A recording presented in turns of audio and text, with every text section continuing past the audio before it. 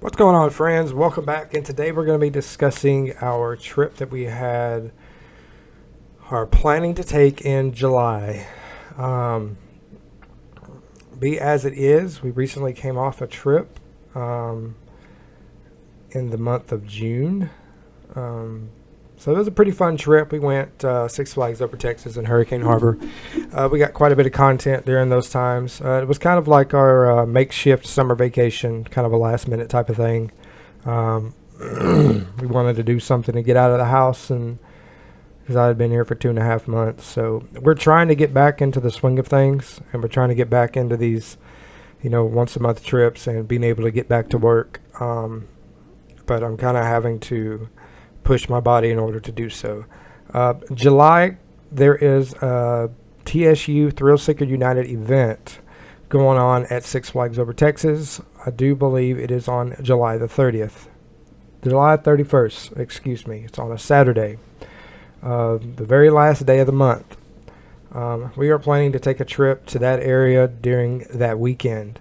We will be leaving out Thursday afternoon after Megan gets off work, and we'll be heading to Arlington, where we'll have a hotel for like 4 nights.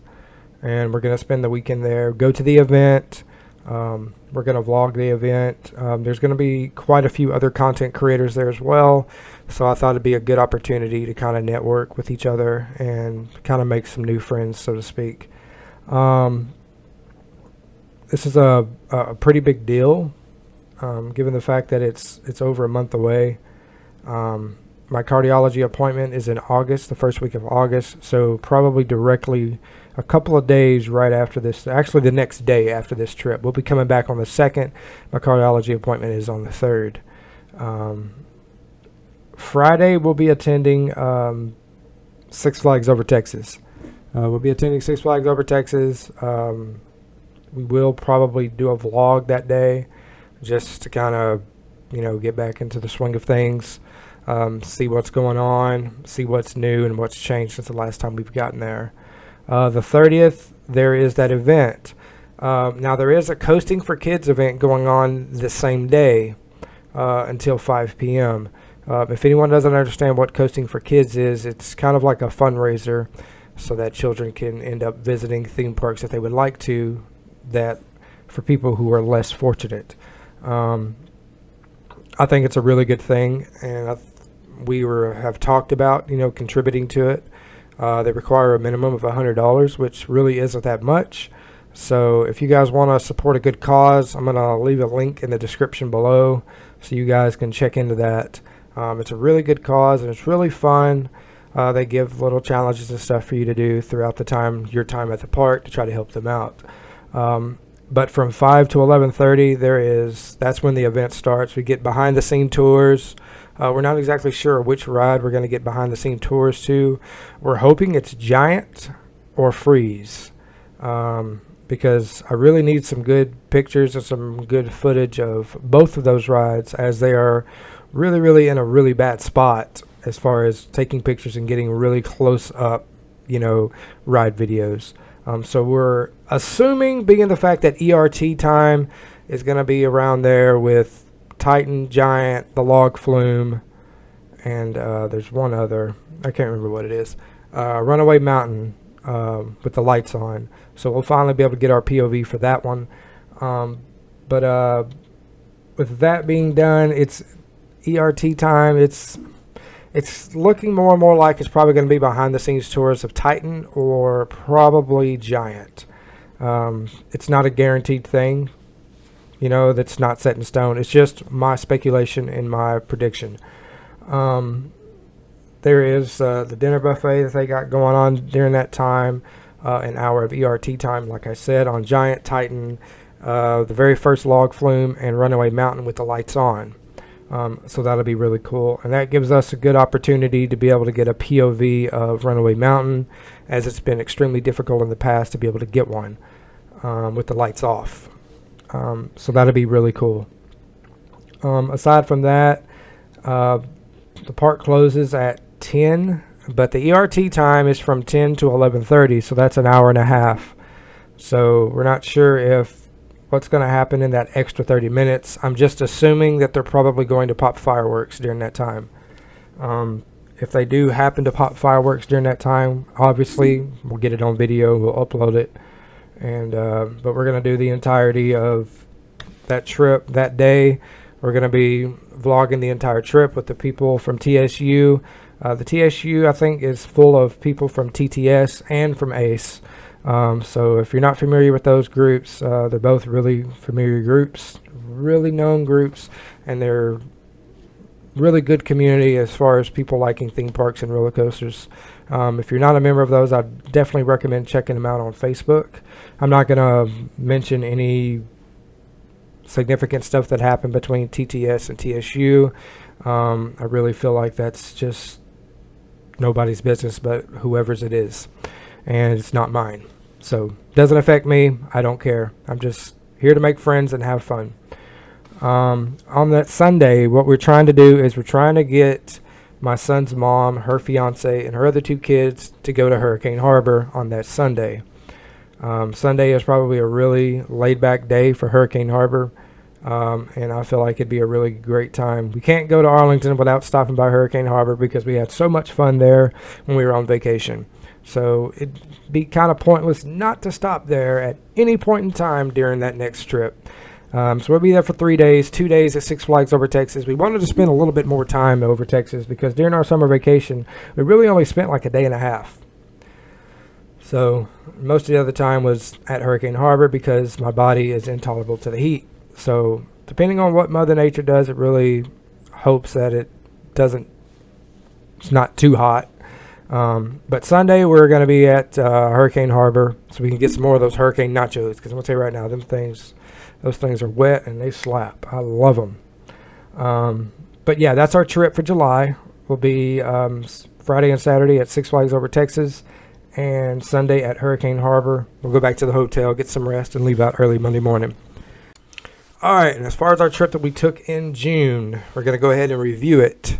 The drive was pretty blah, I'm not going to lie. I hate driving 3 hours. 3 hours there, 3 hours back. Pretty lame. When we got to the park, the very first day, we went to Six Flags Over Texas for a few hours. When we got into Arlington, we got there about 2:30, 3 o'clock. The one thing I did notice is that we got our pictures taken, and we were not able to get our pictures for that day. Given the situation, I do believe that the woman that was taking or female that was taking our picture, they fired her, sadly. You might have heard me talk about it in the video during that day. The following day, when we had, went in trying to get some information about how we could get our pictures and how we could get them done, because we have the picture pass and we get all these digital photos for free. But we went in there, we took our pictures because we wanted, it's vacation, right? So we went over there and we talked to the photo person, and we was like, hey, we got our pictures taken. Here's the thing, blah, blah, blah. But nothing was showing up. And then we found out about 25 minutes later, after sitting there going through every single photo for all day up until that time, which was about 7:30, 8 o'clock at night, that it just wasn't meant to be. Said that they sent her home because the quality of picture she was taking was really, really bad. And they were looking at her pictures, and they were showing the pictures that she'd taken. And I told them, I said, these pictures are really distorted. They're really out of focus. The angle is really bad. She's too close to the, people when she's taking her pictures, and you need to at least be a distance. Or it was just really, really bad. I think they actually ended up firing her or taking her off that job and moving her to something else. I'm not 100% sure. But that was the only really bad thing that we had during that time.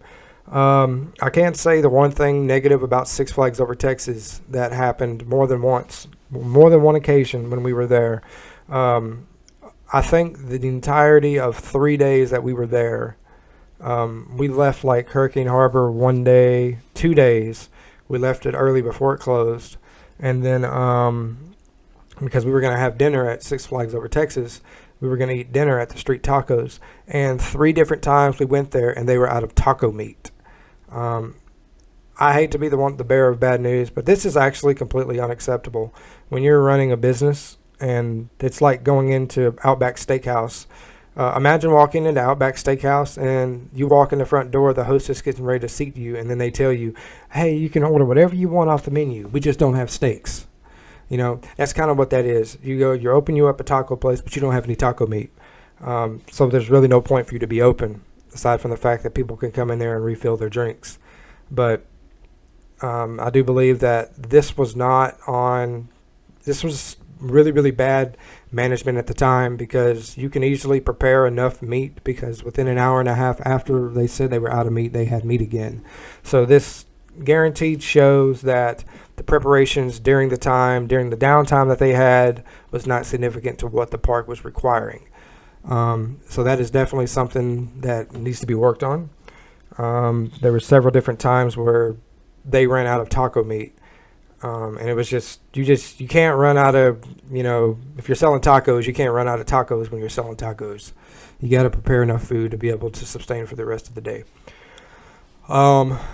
Anything else as far as Six Flags Over Texas goes? Everything was really smooth. I love we went through the Justice League queue line. We actually have finally an off-ride POV for that. We spent a lot of time inside Justice League getting a lot of video for that. The ride actually broke down, which was actually good and bad, because it gave us a lot more time in there to, get some of the screens and get some of the animatronics and get a lot more footage while we were in there. The one thing I can say is about some of the operations on some of the rides, or normally are really good. I can definitely tell that these guys that are working at Six Flags Over Texas right now, they are new. It is a new group of people. The people that were there last year when the park did not have a president, and at the beginning of this year when Ron McKenzie took over, are not there, or they weren't there the entire 5 days that we were there. I'm not sure what happened. I'm not sure if they quit, if they got fired and just hired a whole bunch of new people.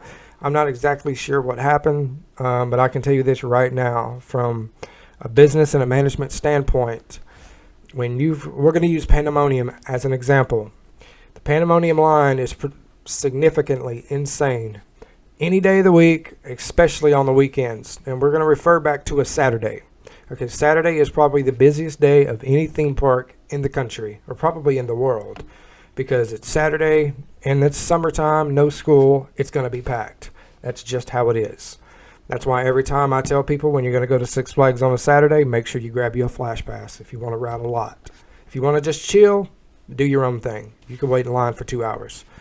But when you've got Pandemonium, which seats 4 people, and you put 1 person and 2 people, because they said we're single riders. When you're a single rider, it means that you're by yourself. It doesn't necessarily mean that you get to ride by yourself. You can fill those lines up. That line in Pandemonium can move pretty damn quick if you get the right operations and you get it rolling just right. But when you've got people playing on their phones, and you've got people not filling the trains to capacity like they're supposed to, it makes the line a lot longer. And why is it such a big deal? Is because these people have paid $80 a day to come to Six Flags Over Texas to wait in the blazing heat to ride a ride that the operators are taking their time on. And they are in the shade with a fan blowing on them, and these people are sitting out in the hot sun, blazing, complaining about why the line is so long. All right. So operations definitely is room for improvement. Justice League broke down I don't know how many times. Megan wanted to blame it on the operations. She rides that thing more than I do. But anybody that rides roller coasters knows that these things tend to break down at any point in time. So there's no guarantee that it's based on operations, or it could be electrical or mechanical. There's no telling why those things could break down. So I'm really not going to cover that here. Flash Pass. There were 2 scenes at Six Flags Over Texas when it came to that Flash Pass. That damn mobile Flash Pass app system is causing more problems than anything. I'll give you a prime example. We used our Flash Pass to go ride Pandemonium. We just got off Justice League. We just got to the park. It was when we were doing our 2 parks 1 day video. This woman's in front of us, and she said, "Oh, I paid for this to ride. Here it is." And they said, "Oh, well, you still got 35 minutes on it." I said, "Yeah, but I paid for it." And he said, "Yeah, but you can't ride until you get a QR code." Okay? The operator is 100% right. The woman waiting in line, however, was not right. When you pay for these rides, there's going to be a queue time, which would be like an hour or 25 minutes or 2 minutes or 10 minutes, depending on whichever one you purchase. I'm not familiar with the phone app because I think it's trash. I just stick to the watch. I got Platinum Flash Pass on the watch. I don't ever have to worry about it. It's all season, so it doesn't really matter. Whatever time says that is on your queue time, if it says 35 minutes, that's the time you have to wait. Once you get your QR code, then you can ride. Don't be with this woman and then you still got 20 minutes left on your damn thing, and then you want to blame and talk shit about the operator who's just doing his job, the right way. And I think he handled himself pretty damn well. He just ignored the woman and then moved on. And that's the only thing you can't ask for. So it could have turned into something different. It could have turned out into a completely different way, but it didn't. I'm glad it didn't, because I really was not in the mood to have to deal with anything crazy or stupid like that. So the Flash Pass operator on Pandemonium handled the situation very, very professionally. So there is that. Aside from that, Six Flags Over Texas was on point, man. We got a whole bunch of rides. They disabled Flash Pass for any of the water rides, and people were complaining about that, but they did that last year as well, because the water rides are such a high demand ride. They don't want to use Flash Pass, blah, blah, blah, blah, blah. It is what it is. I always tell people, if you want to ride the water rides, ride them when you first get there, because they don't have Flash Pass for them. And I do believe Six Flags Fiesta Texas goes by the same policy. I think their exception is Gully Washer. During the springtime, it doesn't really apply, but in the summer, I can't really remember if Fiesta Texas did the same, because we went to San Antonio before. It was in May, so technically it wasn't summer yet. So anybody, let me know in the comments if they use Flash Passes on the water rides at Six Flags Fiesta Texas or not. Hurricane Harbor, every single day we went to Hurricane Harbor, it was fun. There was a lot of people there, yeah, but it was still fun.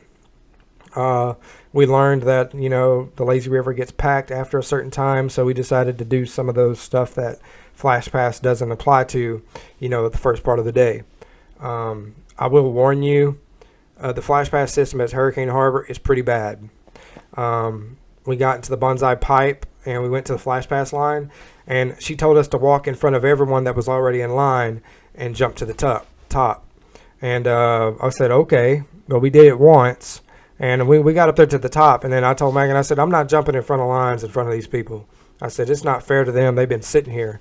This is called skip the line, not jump the line. I said, so the next time we went on and we told her, we said, hey, when you're letting a Flash Pass line, they shouldn't jump to the front of the line. You should just let them get in line right there where they are. That's how they do it at Six Flags Over Texas and any other Six Flags parks that I've been to. And so she said, oh, okay, thank you. And so throughout the day, that's what she continued to do. There are Flash Pass lines, but I just want to warn you, if you decide to use Flash Pass for Seawolf, you're going to skip the line that's going up the stairs to the entrance.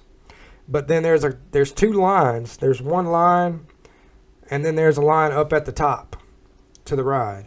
And the line up there at the top of the ride is twice as long. So even with a Flash Pass, you're going to wait at least an hour. Easily, if you go there in the middle of the day. So if you're going to Hurricane Harbor, I would recommend the very first thing you ride, Seawolf. Before everybody gets there, I would ride that sucker as many times as you possibly can before the line gets long, because once the line gets long, it's just going to be at least a minimum of an hour wait. Everything else was great. The food at Hurricane Harbor was way better than it was at Six Flags Over Texas. So we really enjoyed the food. I really enjoyed the nachos. But overall, it was a great trip. The hotel we stayed at Days Inn over there by DFW Airport, they did a really good job. It was a small hotel room. We paid a really cheap price for 5 nights. I think we paid less than $300. So that ain't bad at all. And I think for our trip in July, we got our room for 4 nights, and we paid less than $250. So, I mean, we're getting some really good deals on that hotel. So if you guys are definitely in the area, I would recommend the hotel because the people there are really, really nice. It's really, really clean. It's a bit on the small side. It's not luxurious or anything, but it's clean enough to where I would want to go back because I felt safe and It's in a good part of town. It's over there by the airport, off the highway. So nothing really too crazy going on. There are airplanes flying in and flying out every now and then. Megan always enjoys going out there on the porch and watching them. It's always fun. But definitely recommend the hotel. Overall, summer vacation was a great trip. Great trip. Probably one of the best that we've had so far this year. Definitely better than the Six Flags Fiesta Texas trip that we had. And someone has been asking me about future videos about Six Flags Over Texas versus Six Flags Fiesta Texas. And I just want to let you guys know that video should probably be coming within the matter of probably sometime this month, because it's going to take a long time to edit that video. We're also getting some content together from other content creators to do the background history of Rocky Mountain construction.